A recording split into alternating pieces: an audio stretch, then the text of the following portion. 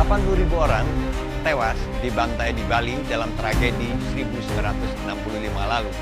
Kami mendatangi sejumlah kuburan massal dan lokasi eksekusi orang-orang yang dituduh pimpinan, anggota atau simpatisan PKI di Jembrana, Bali. Kini, 50 tahun kemudian, tapi belum semua luka bisa terobati. Sebagian keluarga korban sudah bisa memaafkan siapa pelaku, namun mereka mengaku belum bisa melupakan. Lalu bagaimana mereka berdamai dengan luka masa lalu yang kelak? Tahu-tahu dia pulang kerja dibawa sama tentara. Suami saya kerjanya di kantor camat Merbu, namanya Sabarudin. Dibawa kantor camat terus bawa ke Ranto. Saya kejar ke Ranto, harinya lagi pergi ke Korem. Aku bunting 8 bulan, sampai sekarang nggak jumpa bapaknya. Aku cariin di Korem hilang, tapi pertamanya jumpa, terus lama-lama nggak ada. Gimana laki kita bilang, kamu bunuh, tak bilang gitu. Enggak. Kalau nggak dibunuh kan ada, tak bilang. Aku udah melahirkan anak itu umur sebulan, tak cari itu lagi itu. Hilang sampai sekarang. Anakku sampai sekarang nggak pernah jumpa sama laki itu. Kalau tanya, mana bapakku, siapa namanya? Bapak udah mati, tak bilang gitu. Sampai sekarang. Kalau Bapak ikut partai apa? Nggak ada. Kan pegawai dia, pegawai negeri.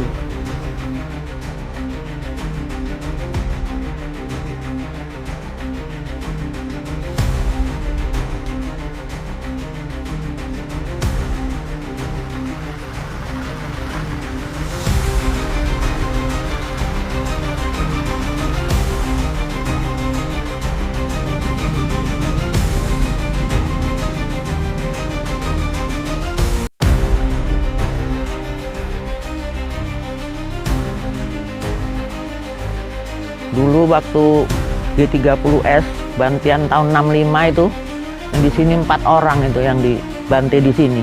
Itu ditanam di sebelah kanan itu 4 orang satu lubang. Nggak muat lubang itu sampai kakinya nampak.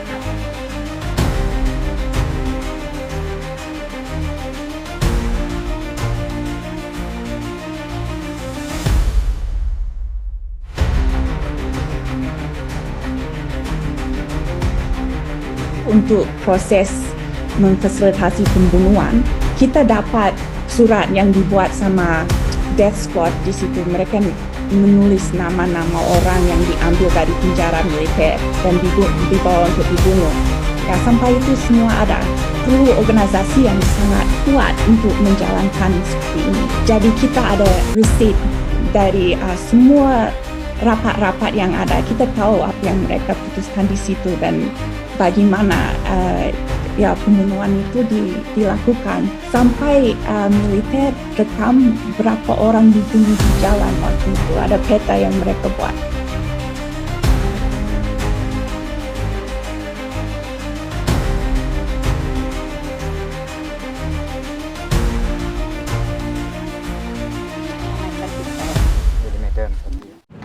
Halo, saya Ahmad Farudin. Kali ini kita akan membahas tragedi 1965-1966.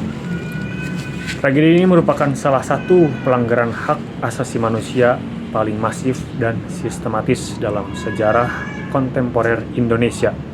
Peristiwa ini terjadi pasca pemberontakan Gerakan 30 September dan diikuti oleh gelombang pembunuhan massal, penahanan tanpa proses, penyiksaan, kekerasan seksual, serta penghilangan paksa terhadap ratusan ribu warga sipil yang dituduh sebagai anggota atau simpatisan Partai Komunis Indonesia. Jumlah korban diperkirakan mencapai antara 500.000 hingga lebih dari 1 juta orang, dengan sebaran yang luas di Pulau Jawa, Bali, Sumatera Utara, Sulawesi, dan beberapa wilayah lainnya. Kekerasan ini tidak hanya dilakukan secara spontan, tetapi bersifat terstruktur dan dilakukan dengan dukungan militer serta aparatur negara setempat. Menjadikannya sebagai bentuk kejahatan terhadap kemanusiaan. Karakteristik utama dari pelanggaran hak asasi manusia berat ini adalah sifatnya yang sistematis, meluas, dan terstruktur, dalam konteks hukum internasional, tindakan tersebut memenuhi unsur kejahatan terhadap kemanusiaan atau crimes against humanity. Sebagaimana diatur dalam pasal 7 Statuta Roma Mahkamah Pidana Internasional, kejahatan ini mencakup pembunuhan massal, penyiksaan, penghilangan, perbudakan, pengasingan, kekerasan seksual, serta penganiayaan terhadap kelompok berdasarkan identitas ideologi politik. Sebagian besar kekerasan dilakukan secara terkoordinasi antara militer, aparat sipil, organisasi paramiliter, dan kelompok masyarakat yang dimobilisasi oleh negara. Secara hukum internasional, tindakan-tindakan ini tidak hanya tergolong sebagai pelanggaran hak asasi manusia berat, tetapi juga sebagai kejahatan imprescriptible, yaitu kejahatan yang tidak dapat dikenai batas waktu penuntutan berdasarkan Convention on the Non-Applicability of Statutory Limitation to War Crimes and Crimes Against Humanity. Dengan demikian, pelanggaran hak asasi manusia dalam tragedi 1965-1966 tidak dapat dipandang sebagai peristiwa kekacauan sipil biasa, melainkan sebagai bentuk kejahatan negara yang bersifat terencana dan sistemik, melibatkan struktur formal kekuasaan, dan berdampak luas terhadap hak asasi manusia dalam jangka panjang. Dilihat dari perspektif dalam Islam, hak asasi manusia tingkatannya ada 3. Bentuk hak asasi manusia dalam Islam yang pertama, hak doruri atau hak-hak dasar, sesuatu yang dianggap hak dasar apabila hak tersebut dilanggar bukan hanya membuat manusia sengsara, tetapi juga hilang eksistensinya, bahkan hilang harkat kemanusiaannya. Sebagai misal, bila hak hidup seseorang dilanggar, maka berarti orang itu mati. Kedua, hak sekunder, yakni hak-hak yang bila tak dipenuhi akan berakibat pada hilangnya hak-hak elementer, misalnya hak seseorang untuk memperoleh sandang, pangan yang layak, maka akan mengakibatkan hilangnya hak hidup. Ketiga, hak tersier, yakni hak yang tingkatannya lebih rendah dari hak primer dan hak sekunder. Namun, dalam realitas pelaksanaannya, hak asasi manusia dipengaruhi oleh konsep hak asasi manusia dari Barat yang berorientasi sekuler, sehingga menghadapi kenyataan semacam ini, ada beberapa tanggapan dari masyarakat Muslim tentang hak asasi manusia. Yang pertama, menolak secara keseluruhan. Hak ini didasarkan pada keyakinan mereka bahwa syariat bersifat sakral, independen, dan sekaligus mengatasi kondisi historis di mana dan kapan pertama kali diwahyukan, dan dalam pandangan mereka, syariah merupakan pandangan hidup yang paling benar dan sempurna. Konsekuensinya, hak asasi manusia dipandang sebagai omong kosong dan bertentangan dengan ajaran Islam. Sebagai konsep hak asasi manusia, PBB identik dengan agama Kristen. Karena itu, Islam harus membangun versi hak asasi manusianya sendiri. Kedua, menerima secara keseluruhan. Pendapat ini didasarkan pada pandangan hak asasi manusia PBB dan perjanjian internasional merupakan hasil elaborasi dan merupakan bagian khazanah kemanusiaan dan tidak perlu ada justifikasi Islam terhadapnya.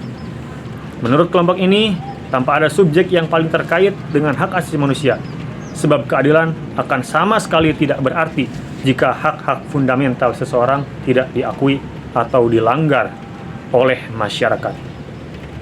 Ketiga, tanggapan yang bersifat ambigu yang mencerminkan adanya keinginan untuk tetap setia pada syariah. Di satu sisi ada keinginan untuk menghormati tatanan serta hukum-hukum internasional. Kelompok ini meyakini bahwa syariah bersifat kekal, universal, dan harus dijadikan landasan hidup. Sementara hak asasi manusia, PBB, dapat diakomodasi dengan beberapa prasyarat. Sebagai entitas hukum tertinggi, negara memiliki tanggung jawab konstitusional dan moral untuk melindungi, menghormati, serta memenuhi hak asasi manusia seluruh warga negaranya. Dalam konteks pelanggaran hak asasi manusia berat seperti tragedi 1965-1966, tanggung jawab ini mencakup pengungkapan kebenaran, penegakan keadilan, serta pemulihan hak-hak korban. Namun, hingga saat ini, negara Indonesia belum menunjukkan keseriusan untuk menyelesaikan kejahatan luar biasa ini secara menyeluruh, baik melalui jalur yudisial maupun non-yudisial. Laporan penyelidikan Komnas HAM pada tahun 2012 menyimpulkan bahwa kejahatan terhadap kemanusiaan yang terjadi dalam tragedi 1965-1966 memenuhi unsur pelanggaran hak asasi manusia berat sebagaimana diatur dalam Undang-Undang Nomor 26 Tahun 2000 tentang Pengadilan HAM. Oleh karena itu, tanggung jawab negara dalam konteks ini mencakup setidaknya 3 hal. Yang pertama, mengakui secara resmi terjadinya kejahatan terhadap kemanusiaan pada 1965-1966. Kedua, menindaklanjuti laporan lembaga negara seperti Komnas HAM melalui mekanisme yudisial. Dan yang ketiga, menciptakan kebijakan reparasi serta pendidikan publik yang jujur dan inklusif. Terima kasih, saya Ahmad Farudin, mewakili jajaran direksi yang bertugas mengucapkan terima kasih dan sampai jumpa. Wassalamualaikum.